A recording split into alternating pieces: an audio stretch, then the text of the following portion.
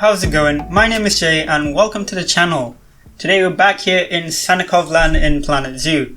For those of you who are new here, Sannikovland is my current passion project in Planet Zoo, where we're focusing on building a really large zoo in this lovely lush tropical environment. If that sounds appealing to you, feel free to hit the subscribe button to catch up on more Sannikovland videos and my other Planet Zoo series, and of course like this video if you do enjoy it. Now without further ado, let's get into today's video. So what we're going to be doing today is fleshing out the petting zoo area of the zoo a little bit more by adding in a kind of guest plaza area with a lot of different amenities, as well as a playground for kids to kind of just jump around on and enjoy themselves while their parents maybe or guardians just enjoy a little drink at the cafe or a little bit of a rest from walking around the zoo all day. So that's kind of what we're going to be doing, and as you can see on screen, we've already started by putting down all the kind of necessary amenities and we're starting to build a building around it. So what we're doing here is we put down a couple toilets, a few general shops. I put down, I think, a few juice stands, a couple gift shops, and of course a couple places to get food. This is all kind of very generic. And of course, as you can see, we're sticking with that same theme of architecture that we've been doing for the whole of the petting zoo area, which is this idea of trying to make this part of the zoo look a lot older than the rest. Imagining that at one point, maybe years and years ago, this petting zoo was basically all that there was of Sannikovland. It was the whole zoo and it was just like this. Wasn't any different. Everything was kind of old-fashioned. All the zoo animals didn't have the biggest habitat. But as time went on, the zoo developed. It got a lot bigger. It got a lot more funding. Animal welfare started to take priority, and therefore this section of the zoo was converted into a petting zoo, and all the other animals were moved into more appropriately sized habitats. And this part of the zoo just became a bit more of a legacy piece. We still have animals here, but they're more generic petting zoo animals that you can interact with as opposed to the bigger megafauna. And it's a lot more, reserved. It's not really the biggest part of the zoo, but it's still a really nice place. And it's always a good place to kind of come with your kids after a long day of the zoo. Just have the kids interact with some of the animals while you maybe take a little bit of a break and enjoy some of the food and stuff like that. So I think it's a nice part of the zoo. I've really started to really enjoy working on it. At one point, I think really close to the start of the petting zoo, I was starting to feel like, maybe this idea wouldn't work. But, the further I went along with it, the more I was like, you know what, this is actually pretty cool. I quite like the concept of this petting zoo. It really does feel quite organic. It makes the whole of Sannikovland feel like there's more to it, there's character there, there's history. And I think that is just so great, and it's such a interesting thing to have. So very, very happy with how that feels and just in general how this has all turned out. And as you can see, we just keep constantly working on this building. And just a quick note, we don't have any animals that we're going to be adding in today. The next animals we're going to be adding, after a long bit of deliberation for me, are going to be the lemurs. I'm going to add in a bit in the petting zoo with probably the ringtail lemurs, and it's going to be a walkthrough habitat, and we're going to be doing that next week, of course. And I think that's going to be quite an interesting habitat to do. I've got a few ideas for that, but yeah, just to forewarn you, we don't have any animals in today's episode, so we don't have any species profiles either. But I think it should be okay because we do have some pretty interesting builds, especially when we start working on the playground for the kids. I think that was a pretty cool build, and I really enjoyed how that turned out. Now we're just adding on the roofing to this building, and one of my favorite things to do in Planet Zoo when it comes to roofing is to have really weirdly shaped buildings so that the buildings are not just rectangular, and it kind of forces you to get really creative with how you do the roofs to make them look, reasonable and not just randomly attached pieces on top of buildings. So for example here, what I did with this part was I raised this section of the roof slightly higher than the other side, so that there's kind of a bit of a shift in elevation, and the building does not look super samey as you go around. And just connecting those two bits of roof here now. Again, I'm sticking very much to the same architecture style we've used in the rest of the petting zoo, a lot more of an older style of building. if you followed the series for a while, you know that Sannikovland is a pretty modern looking zoo, and a lot of the other buildings are very modern. For example, the admin building we worked on weeks ago now, that is a very, very modern looking building with a big glass front and lots of green walls and stuff. This is very different. This is very, very old, and I really like the look of it. I think it's just it's quite charming, you know. It's got that kind of feel of character to it that I think sometimes the modern buildings do lack a little bit. I left a random hole in the back of the building here, as you can see. That was mainly because the pieces just weren't lining up with this other wall. But I thought, okay, I'm going to plop a tree in here, and it looks like this building was built around this tree. And that area is just used for like storage of random items now, which I thought was pretty cool. It gives, again, a bit more character to the building, a bit more interest, so that if you're looking around, you can just see like, oh, you know, this random hole was cut out because they wanted to build around this giant tree at first. But then, you know, people who work here just use it to store some random items once in a while, so that was quite cool. Here you can see me just kind of changing the color of the roof a little bit.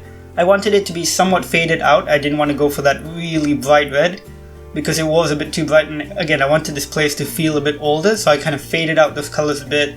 You know, went for slightly lighter and slightly darker colors here and there just to give it a bit more, again, a bit more interest, make it look not super samey, so I think that was pretty good.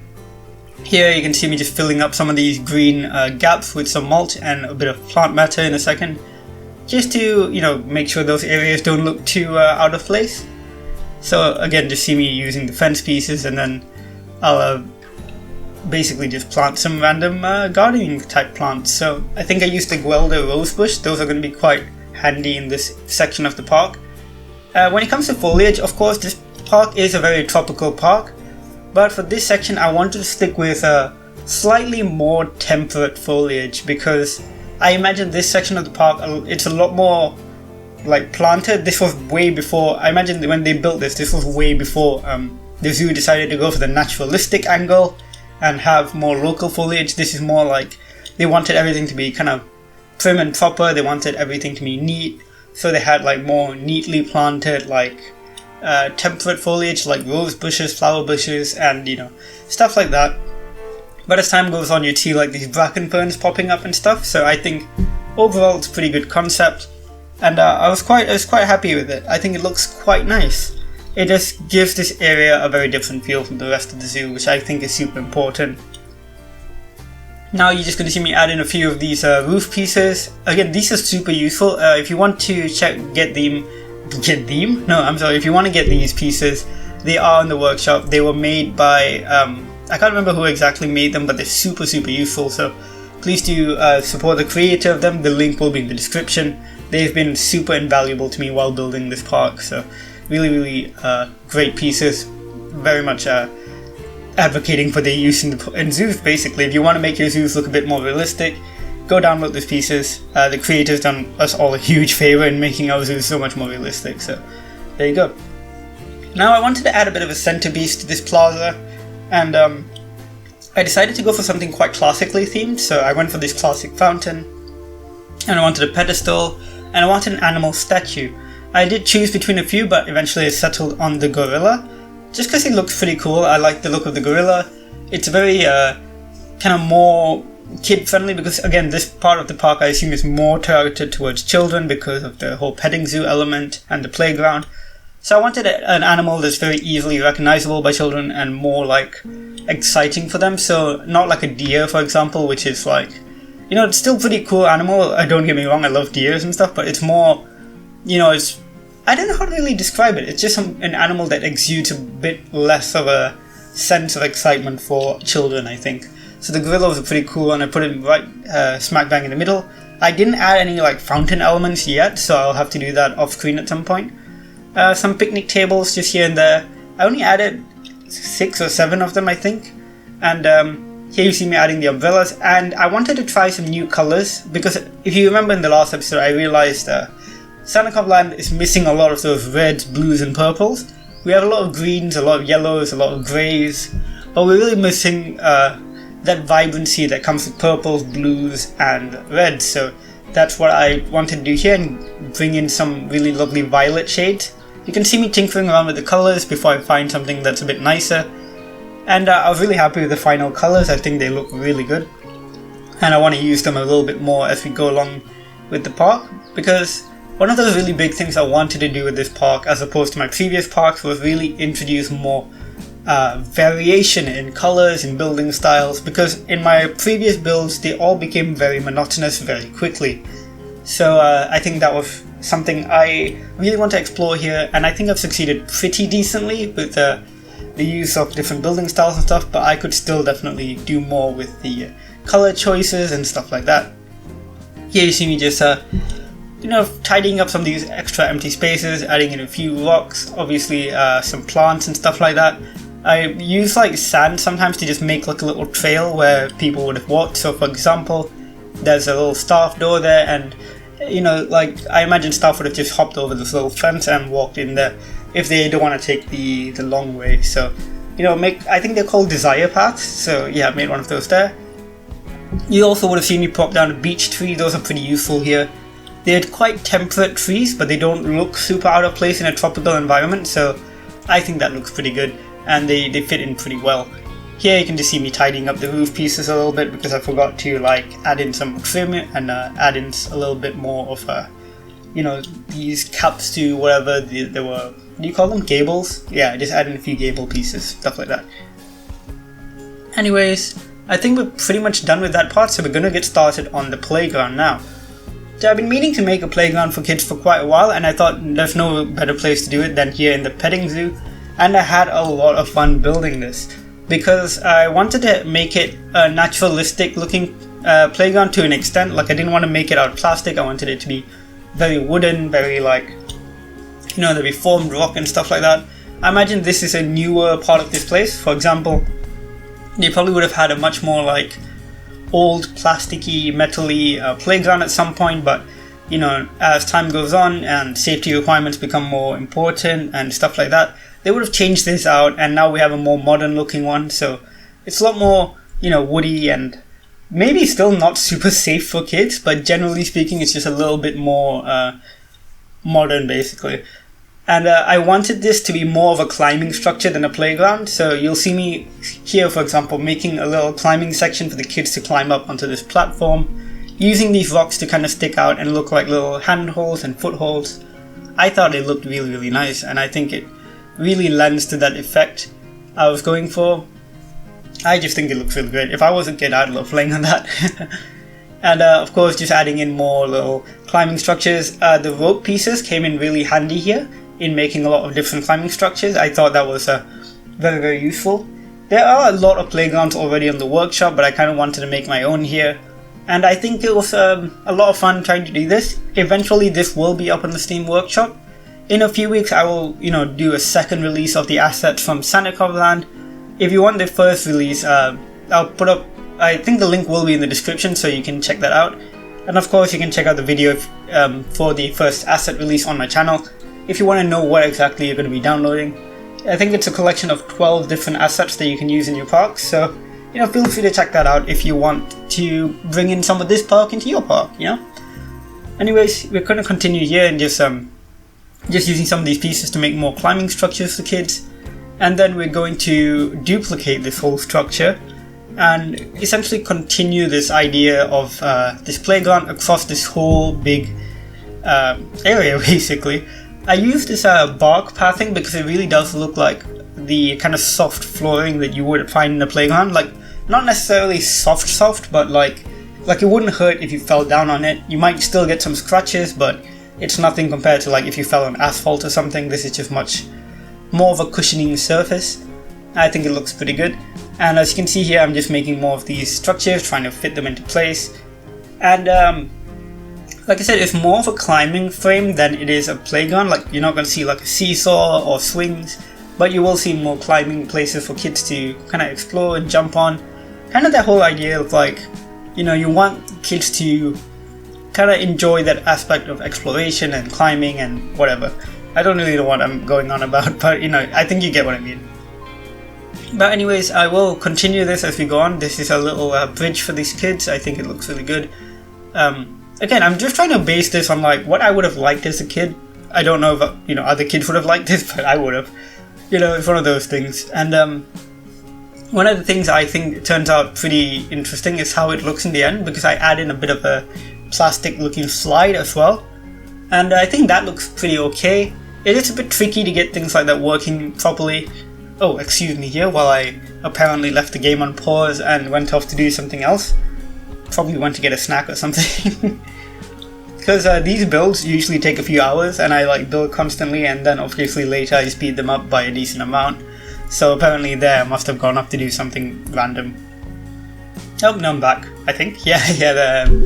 Okay, so this section here, it's where I'm going to start building the slide. So I needed to raise that platform up to a decent height. So here you can see me looking at different pieces and trying to figure out what's going to work best. And I end up going for these odd pieces, the cylindrical ones. So I kind of had to fake the look of it being hollow, because you can't really, there's no tube structures, they're just these big cylinders, and they're obviously not hollow, so it became a bit trickier to make them look realistic. But I think overall it does turn out looking pretty good, especially if you look at them from a bit more of a distance, essentially. But I do think they look pretty good. I'm surprisingly happy with this whole area. I was a little bit skeptical about it when we got started, because I was a little bit nervous that it wouldn't really translate, stuff like this, like these slide structures and things like that. It wasn't super sure they would really come across in the right sort of way, but I think at the end of the day they look pretty good, and I'm pretty happy with it. But yeah, continuing on, you can see me just making the kind of entrance and exit ways for the slides, and of course just putting down a little circle on the inside to make it look like it's hollow, even though it's really not. It's a silly way of just kind of implying that. But once I add in like roof structures, things that kind of drop a bit of shadow on the whole area, it's not super obvious to look at anymore, and I think it looks fine. Here I'm making more elevated platforms just between the two sections of the playground, just to, give kids more interesting ways to get from one place to another. I think it looks good, and I think kids will have fun just kind of running along these. And it's quite simple, things like this I always loved as a kid, just being, even like the basic things, like just being on another elevation compared to the rest of the world. Stuff like that just gives you a sense of like, oh, I'm doing something fun. I don't know. Maybe I was a very easily impressed kid. Yeah, just adding more supports, of course. Like I said, I wanted this to be very much a wooden kind of area. It's all made out of wood, it looks supported, and it looks relatively safe, I imagine, minus the possibility of splinters here and there, which would be a big ouch. You don't want to get splinters, but I think it looks pretty good. Now just adding some rope fencing, of course. You don't want these kids to fall. I think it looks, again, pretty decent. Maybe I would want to give them a bit more security when they're up here, but I think, like, as far as safety goes, this is pretty okay. I don't know. Let me know in the comments, would you let your kid play on this thing? Like, if you saw this at a zoo, do you think your kids would be safe on it? I hope they would be. Anyways, let's talk a little bit about some of the other stuff that's been going on the channel. While I finish up this playground. I released a video yesterday for 500 subscribers, so do check that out if you haven't already. It's a very different video from normal. I went ahead and built this giant fantasy type build in Planet Zoo, where I built a giant eldritch monstrosity. And I really got a lot of good feedback on it whenever I posted it elsewhere, but the video itself didn't do super well. I'm not overly fast, like I know it's not really my normal style of building, and it's probably not really what people are here on the channel for, but if you're interested in that sort of thing, in a bit more of a fantasy type build, please do check it out. I think it turned out quite interesting. You can also download it off the workshop. It did come out yesterday, so I'll, if I remember, I'll put a card in the video. If not, it is on my channel, so you can check that out. Other than that, I'm trying to stick with this new schedule where I have 3 videos a week. We are going to have another challenge mode video on Monday, that is the micro zoo, which is, hopefully you guys are excited for that, because I've never had such good reception on a video that I've had to the micro zoo. That got 800 views, I think, right now, and that was like the fastest growing video I have, and I was just kind of blown away, because I was like, I didn't expect anyone to enjoy that series. So yeah, it was pretty fun. I quite like the the response. So we're going to get more of the micro zoo. And then on Wednesday, we'll have more Jurassic World Evolution with Matanceros Emergent Biopark. And that series will probably be a bit shorter. I don't think I'm getting very good reception to that. Not many people seem as interested in that as they were with my first Jurassic World Biologically Accurate series, which was Nublar Emergent Biopark. So we'll see. If people aren't super interested in that series, I'll make it a bit shorter. And if people really like the micro zoo, I might make that a twice a week series, because that series doesn't take an awful lot of effort. It's about 1 hour a week of recording, and then maybe another half an hour of editing. So that's a very easy series to make. I might double that up for twice a week. But really all comes down to your response. If you're interested in one thing, please let me know. If you're interested in another thing, please let me know, and I'll try my best to accommodate you guys. Because at the end of the day, I do enjoy building all this stuff, so I'm more than happy to just kind of focus on one over the other, because I'll still probably be building in my own spare time anyways. So yeah, there you just see me adding a few more stairs and stuff like that. And we're pretty much almost done with the playground. There's not really much else I will do here. The main things being I will add in some gardening, some foliage, and a few more rocks and stuff like that. I imagine the rocks that I will be adding are, in my headcanon, they're not really rocks, they're more formed, styrofoam and stuff like that. No fake rocks that you see in playgrounds and stuff that kids can climb on. So I imagine it's more like that. There you go, you see me just starting up the terrain work a little bit. And this is the first time in Planet Zoo history that I've ever actually used the hedge pieces. I think they look really good. For what they are, I think they're a pretty solid hedge piece. The textures are fine. They don't look super uniform, which is what I don't like in hedges, when they look way too uniform and they look almost like a solid piece. These hedges I think look really good. They look just like what I wanted them to look like.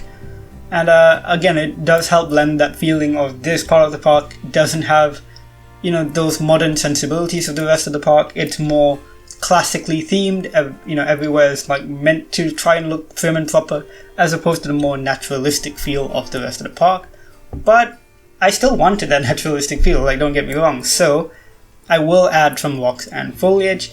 Nothing too distracting from that whole vibe of this place being older and more classic, but overall I think they help bring this park to this playground a bit to the next level, just to make it look a bit more integrated with the environment. As you can see, I added in a few trees here and there, just to bring in nature a little bit more. And you're going to see me add in rocks, and of course, like I said before, I kind of wanted these rocks to, in my head, be more fake rocks, so they're not hard. If kids were to jump on them, I imagine they would be hollow or something, so they wouldn't really be dangerous to fall on, and kids could climb on them without too many worries. And I've got loads of benches around just to make sure that parents can watch their kids, or guardians can watch their kids as well. And here's the thing though, this whole time I've been saying kids, but the fact is, I'm 23 now, and I still want to play on this thing, so, maybe it's an all ages playground. I don't know. At university, when I was at university in the UK, on campus there was this one playground, hidden away, and I don't really know who it was for. We did have some kids on campus because there was a preschool nearby, but we never saw kids on that playground. Every time I walked by it, it was always university students, people in their 20s on the playground, including me and my friends sometimes. So I'm just did the university put this here because they knew, university students are, remarkably susceptible to wanting to play on the playground, so I don't know. But I love that playground, it was so much fun. But yeah, maybe it's an all ages playground, who knows? Here you just see me putting down a sign, and of course putting down a lemur sign, because we're going to work on the lemurs in the next episode. And I think that's it, we're pretty much done with today's episode. So just want to say, guys, thanks so much for watching. Like the video if you do like the video, subscribe of course to see more similar content. And as always, guys, thanks again for watching, and I will see you in the next one. Bye!